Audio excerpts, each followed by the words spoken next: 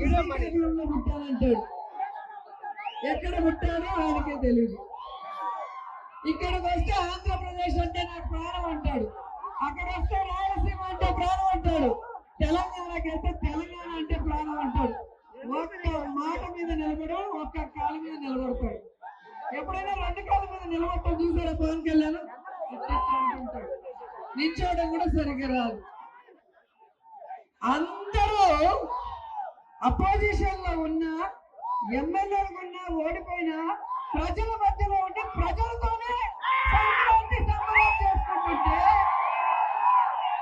Pawan Kalyan deputy CM చేస్తే హైదరాబాద్ లో కూర్చోంటాడు. ఏం అవసరం హైదరాబాద్ లో? 10 రోజుల ముందే వచ్చి 2 మూమెంట్లు వేసి వెళ్ళాడు. అంతకుముందు అంబేద్కర్ మూమెంట్లు వేస్తే సంబరాల రాంబాబు అని ఎటకారం చేశాడు.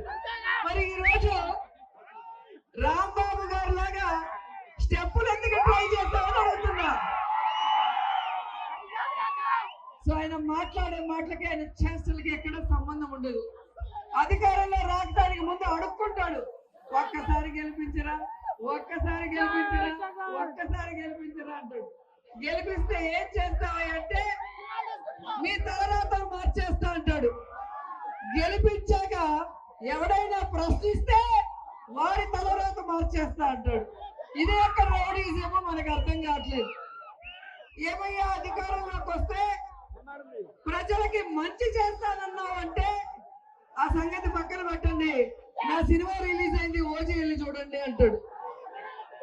ఏమయ్యా రాష్ట్రంలో ఆడపడుచుల మీద దాడులు జరుగుతున్నాయి, రేపులు జరుగుతున్నాయి, ఆడబిడ్డల్ని ముక్కలు చేసి పడేస్తున్నారు, ఏం చేద్దాం అనుకుంటున్నావయ్యా అంటే ఆ విషయం పక్కన పెట్టండి, హరహర వీరమల్లి వచ్చింది చూడండి అంటే.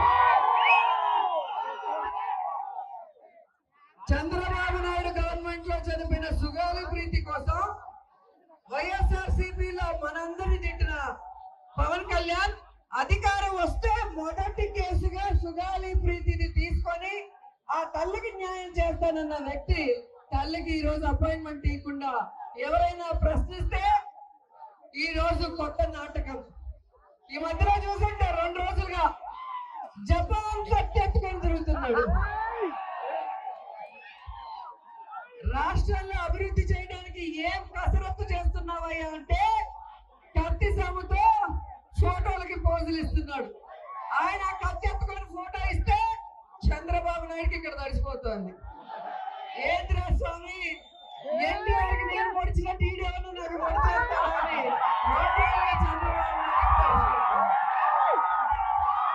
ఈ విధంగా కూటమి ప్రభుత్వం ఒకరి తప్పుల్ని ఒకరు చూసుకుంటూ సరి చేసుకుంటూ ఒకరి ప్యాకేజీలు ఒకరు తీసుకుంటూ ప్రజల్ని గాలి కొదిలేసి రాష్ట్రాన్ని గాలి కొదిలేసి వాళ్ళ సంబరాలు వాళ్ళ సంపాదనలు చూసుకుంటున్నారు.